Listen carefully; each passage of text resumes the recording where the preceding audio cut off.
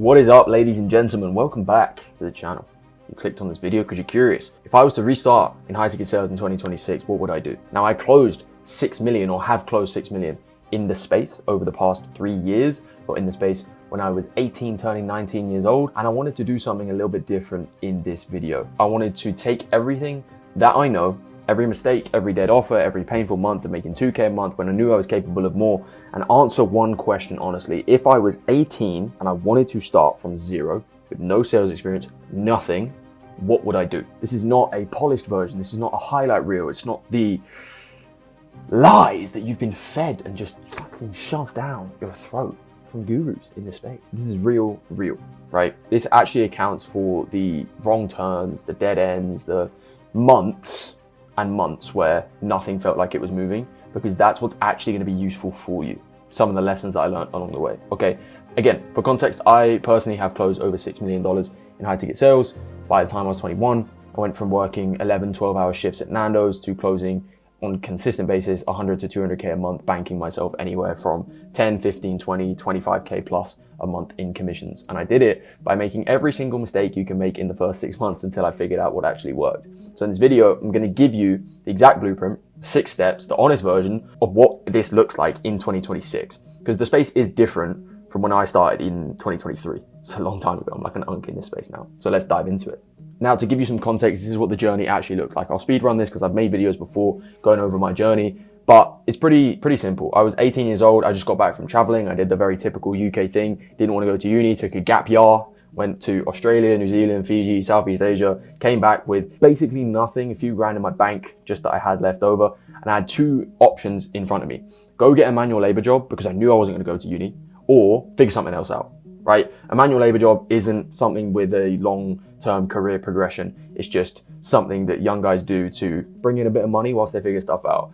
That didn't obviously align with where I wanted to go, so that wasn't an option. Now, I'd seen high ticket sales on Money Twitter. If you don't know what Money Twitter is, it was basically a place where all of these guys, these gurus, these influencers were talking about their journeys around what they're doing online to make money. And a few years ago, it was an absolute goldmine if you were starting from zero. So I was on there and I was seeing 17, 18, 19, 20-year-olds making 10, 15, 20K a month, selling programs and mentorships online in high ticket sales. And my first reaction genuinely was, if they can do it, why can't I? I had that kind of, not arrogance about me, but I was genuinely thought like there's nothing inherently special about anyone ever, really, unless they have some natural God-given talent. But if there's so many people doing it, they can't all have the talent. So there must be something that I'm missing or something I don't know. My first step was investing $5,500 into a mentorship. Now, I only had 2.5K at the time left over from traveling. So I borrowed 3K from my parents to cover the next installment, because if I didn't pay, I was getting booted from the program and it was all going to be for nothing. Now, luckily, they backed me. They backed me and I didn't have to go and rely on getting credit cards or stealing. Not that I was going to steal, but that was the reality of where I started. Borrowing money from my parents to invest into something they didn't understand, I didn't fully understand, but I felt like it could help me. My parents genuinely didn't understand what I was doing or what I did for the first year to 18 months. Even now, over 3 years in, my mum will literally be like, what is it that you do again? Or trying to explain it to her friends. They don't really get it. My mum literally asked at one point, like, are you sure this is legal? Based on the commissions that I was making at one point. My friends didn't get it either. I was working US hours in the UK, so I wasn't going out, wasn't going to poker nights with friends, not doing the stuff that normal 18 and 19-year-olds do at my age. I wasn't like losing friends, right? Because I was still, I hadn't fallen out with people, but I was distancing myself from them. And that's a very lonely chapter to be in. So investing into my first mentorship progressed me and allowed me to stay within the game, because it wasn't lonely because I was around other people going through the same journey. And to go into the journey itself, 2 months in, I landed my first closing offer. I got placed from the community that I was in. I had a 5K close, made $500 and I got fired. I was selling chakras and holistic healing to hairdressers to allow them to make more money. I was a 19-year-old kid, didn't believe any of that. Of course, I could portray that. I had no confidence in my ability. I got fired. I didn't believe in what I was selling, and I was terrible at sales. I was terrible. There's a video on this channel reacting to my first ever closing call on there, and I got absolutely finessed with money objections, value objections, think about it, didn't know how to handle it, didn't obviously end up getting the close. From there, I landed a phone setting role for an Airbnb offer, then dialing role for a social media growth company. For 4 to 5 months straight, I was dialing 150 to 200 times a day, still showing up to every coaching call inside of my coaching program, doing mock calls, making 1.5 to 3K a month on average over that first 6 months, 7 months now. Had my first 1K day somewhere in there, but the offers I were on weren't going to allow me to get to where I want to be. Some of them were slowly dying, the volume wasn't there, and I needed to switch it up and find something that was actually going to allow me to get to where I want to be. Now, the hardest part about that isn't the fact that I wasn't making the 10K months. It was watching people who started after me make 10, 15, 20K a month, where I was sat there after month 6 making 2, 3K. That is genuinely painful. When you've seen someone who's come in after you and they're at 10K a month and it took them 3 months, and you're at month 6 and you're at 2, it feels like, oh shit, like, is this even worth it? Am I cut out for this? And then at month 6, something had to change, right? I flew out to Arizona for a meetup that my sales coach was running, or my sales coaches. I met a friend out there who was making 20K a month as a closer, and he was the same age as me. So seeing him succeed while I was struggling was proof that it was possible, but it was also proof that I wasn't there yet. And it did kind of hurt seeing all my guys, all my friends that I've been speaking to over the past 6 to 8 months, just spending money willy-nilly when I was still sat there kind of counting the pennies. It's not a fun place to be. I didn't explicitly ask him for a role, but I knew being around guys who were where I wanted to be was going to help me somehow. Here is Arizona on the map in the US. And while I was in New York, I was traveling the US. I thought I'd stay out there for a little bit longer because it's a long flight.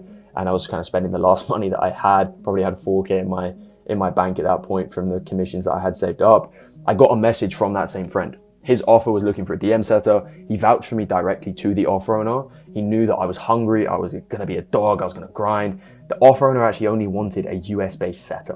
Obviously I'm from the UK. But my friend actually objection handled him for me on behalf of me. And I FaceTimed the offer owner from the Airbnb that I was in New York. The culture fit was immediate and I got the role. Amazing.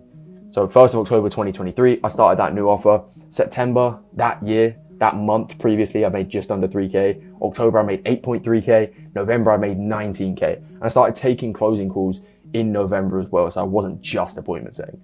But I went from 6 months, barely making anything, to nearly 20K a month as a DM setter slash closer as a hybrid. Genuinely, when I saw that number on the screen, I cannot tell you the feeling. It was unbelievable. It was unreal. It didn't feel real. I sat back home in the UK. I showed my mum. I was like, Mum, I just made 19K. This just hit my account. That's the point where she said, are you sure this is legal? Like, what are you doing? Because that is unheard of in the UK to make 20K a month at 20 or 19 years of age. This is my guy, Cardinal Mace. You may know him. That was the offer that I jumped on. And from there, it didn't stop. I stayed in that offer for 18 months, consistently making between 15 and 20K a month plus, usually between 18 and 22, 23K. I was both setting and closing my deals. My best month was 27.5K. And then I decided to get uncomfortable again. I left that offer because I knew I wanted to progress. I couldn't just be DM setting. For the past 6 months or the last 6 months of that offer, I was just solely closing. But then I decided to upskill myself and sell something higher ticket. So I went onto an offer selling a $25,000 ticket. Now, when I joined that offer, they were doing 500K a month, which is solid, right? Good offer. Within 6 months, the offer was doing $5 million a month. Absolutely unheard of. And I was making 20K a month consistently. It allowed me to see what an operation looks like that's scaling to multiple millions a month. It's the offer, and on that offer, Big Jordan Lee, shout out, what a guy. So that is the real path. It's not a straight line. It's 6 months for me of grinding the wrong offers. I don't want to say the wrong offers because they taught me something along the way. And I like to think that everything happens for a reason. And I had to be on those offers before I would get the opportunity, because if I had that opportunity in month 1, I may not have taken it with both hands. But that one referral from a friend changed everything. Now, I'm telling you all of this because every step I'm about to give you is informed by what the journey felt like from the inside. It's not theory. It's not what sounds good in a YouTube video. It's what actually mattered. Step 1, invest in a mentor before you do anything else. Now, this isn't probably what you want to hear, but there is a reason I say this. The first thing that I would do if I was starting over would be to invest in a mentorship. And I don't say that because I now coach people and run a mentorship. I've literally been saying this for years. You can go back on my TikTok 2 years ago. I was saying the same thing. And I say it because that's what I did. And it is the single decision that changed the trajectory of everything. By investing into a mentor similar to me, who was around my age, a little bit older, who have been where I wanted to go. They were 21, 22 years of age. That allowed me to see what was possible and get around like-minded people. Now, the honest truth about trying to do it alone in 2026 is that the free content is everywhere.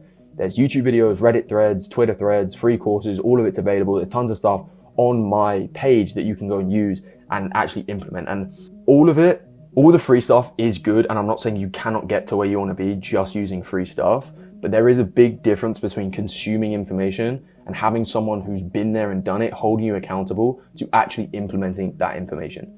When I first joined my mentorship, I showed up to every single coaching call they ran. They ran 5 a week. I was booking one-to-ones so frequently that they had to change the structure of the mentorship to where you can only book a one-to-one every so often, right? And that was because of me. And obviously I was taking up a lot of time, but it was just because I was so hungry to learn. I had my camera on every time, questions asking, questions ready. I'd send call recordings to be reviewed. I did mock calls and got feedback. That level of immersion and like genuine willingness to win and being held accountable got me interview ready within 2 months. Without that structure, I genuinely don't know how long it would have taken. Not only do I not know how long it would have taken, I think I would have quit. Because when I started, I wasn't someone who could say they were going to do something and do it. I had done it when I had like lost weight, but when it comes to like making money online, there's so much doubt and uncertainty that will come through.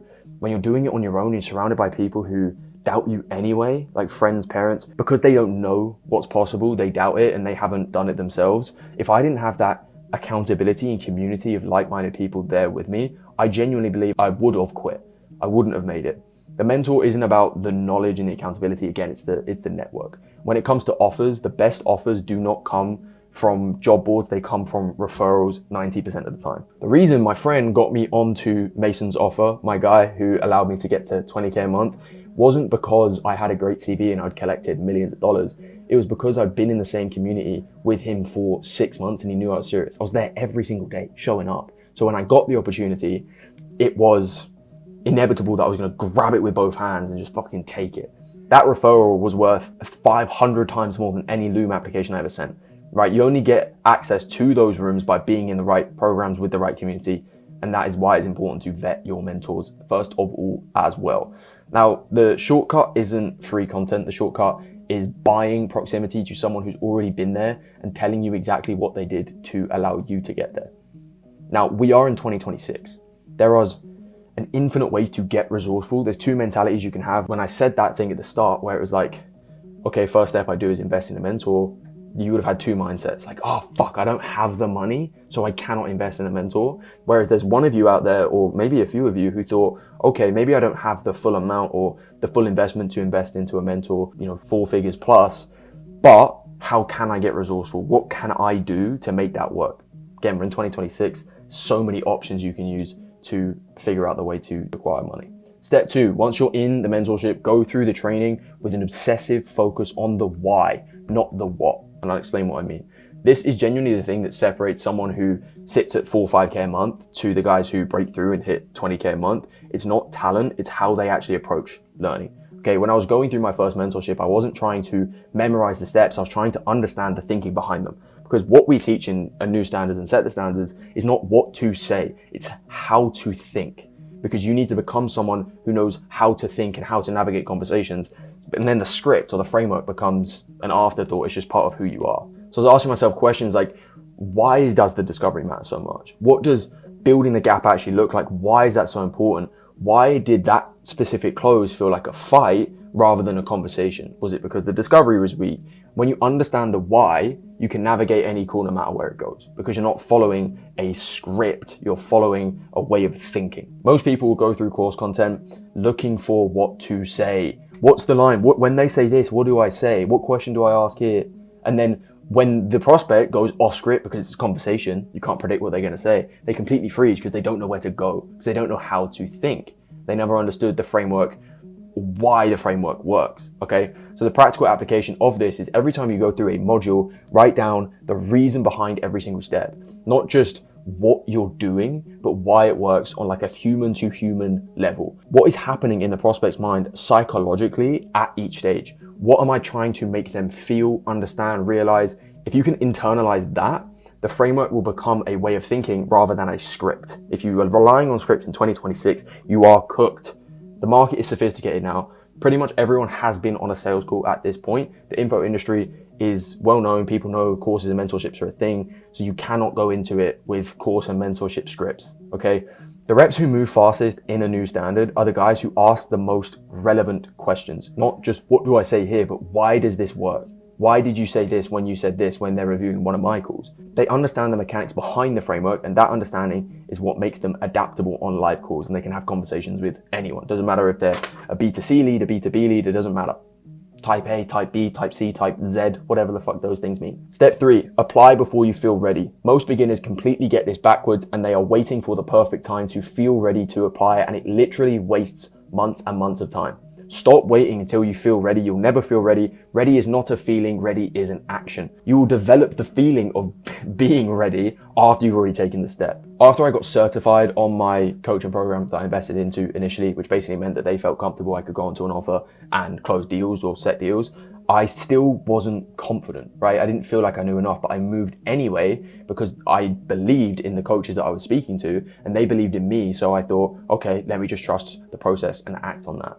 The people, again, inside of a new standards who take the longest to get on an offer are never the least skilled. They're the ones waiting to feel a level of certainty that will never, ever, ever, ever, ever come. Because you build certainty by doing the actual reps. And every week you spend waiting to put in the reps is not actually building the skill or the feeling of feeling ready, because you'll always look for reasons as to why you are not ready. That level of discomfort of applying before you feel ready will be temporary, but the cost of waiting 3, 4, 5, 6 months is genuine, real money, time, experiences, development that you'll never get back. There's 2 currencies we have in life. There's time and there's money. The most successful people realize that they have to invest their money so they can buy back their time. The same thing goes with this. They move before they feel ready so they can buy back their time and fail faster. Aggressive action is the biggest predictor of success that I see from like the manager's seat, though I now manage a few teams as well.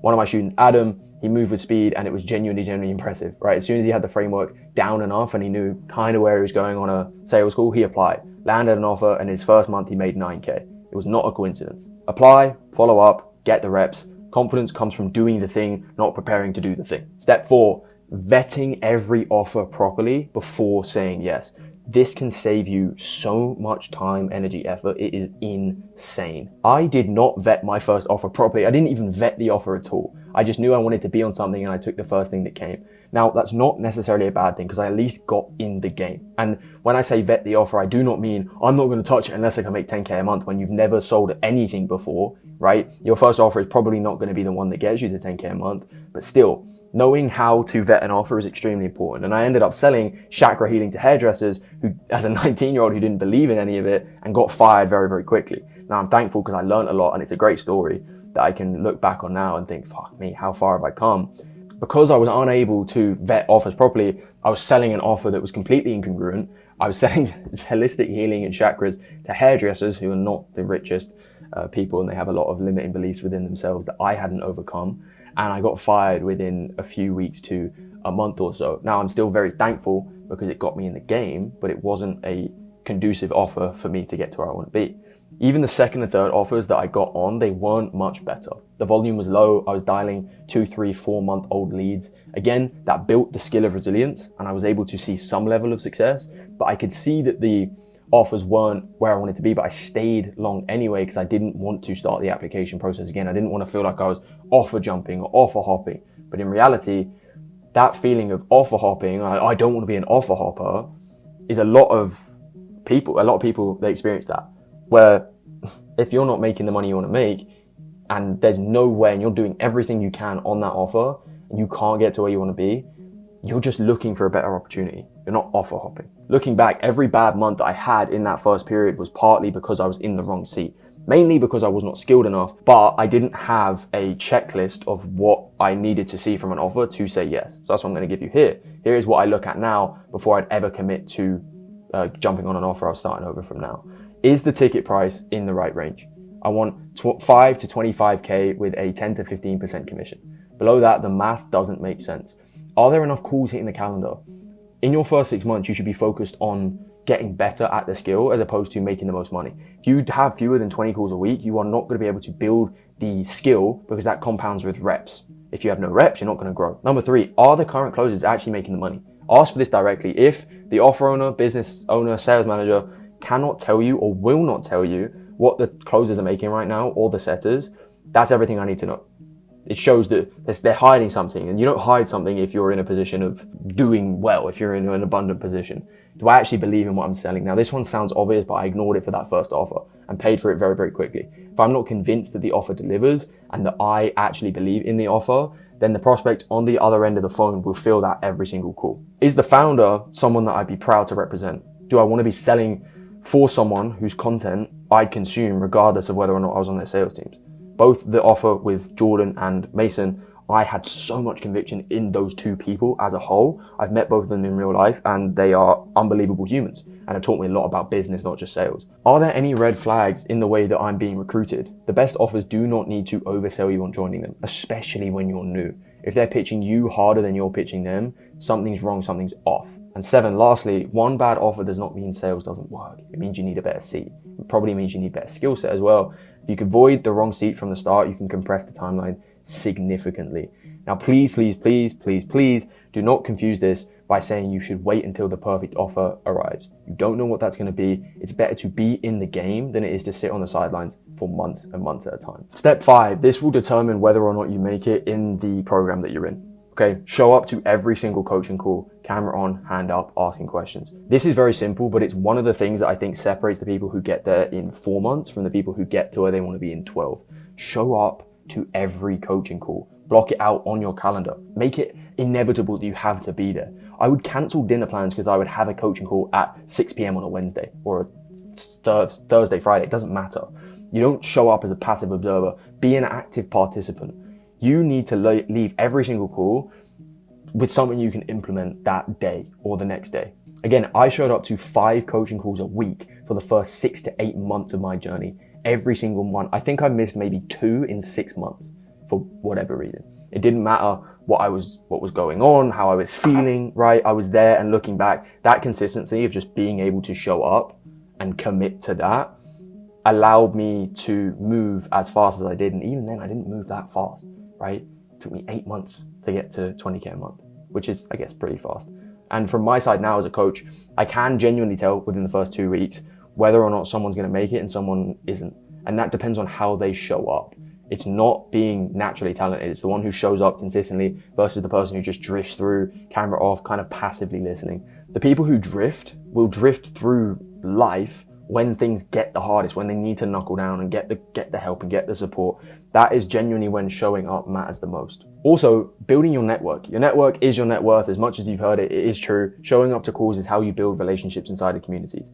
People who show up consistently are the ones who get referrals, without a fucking doubt. If I don't know your name and you're in the coaching program, right, and you haven't reached out for help and you're not putting your hand up, you're not asking questions. I've seen this in dozens and dozens of coaching programs I've been in. I've literally invested over $80,000 into myself now. You cannot get put on if you are not front of center, front of mind all the time. If you're showing up every single day, that compounds over time.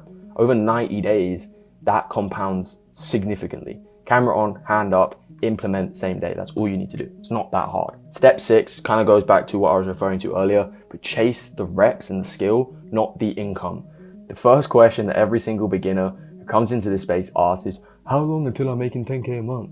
I asked it, you probably asked it, you're probably asking it now, everyone asked it, and I'm going to tell you why that's dumb. It's the wrong question. The right question is, how many quality reps can I get in this week? How many mock calls am I doing? How many call recordings am I reviewing? How many times this week have I identified something to fix and actually gone back and fixed it? Because the income is a lagging indicator.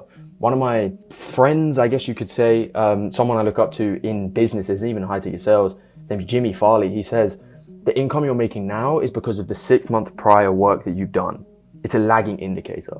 It shows up as a result of the inputs that you're putting in right now. When you're obsessing over the outcome, how much you're making, when it hasn't happened, why it hasn't happened yet, you're spending energy on something you cannot control. You cannot control right now how much money you make, but you can control what inputs you're putting into. Also, when you're worrying about the outcome, that energy and anxiety will get in the way of doing the actual work. Because you're focused on, I'm not making the numbers or hitting the numbers I want to hit right now, whereas you should be focusing on, what can I do? Right, what inputs can I put in? I was making 2 to 3K a month for months, and other people were at 15 to 20K. And the honest reason is that I wasn't actually working hard enough. I was on the wrong offers and chasing money instead of skill. When I finally got on the right offer, the skill I built up over the month showed immediately in my paycheck, right? 8.3K in October, 19K in November. because the skill was there and the work ethic was there. I just needed the right environment. Focus on getting good at the skill. If you want to be in this space for a long time, which I hope you do,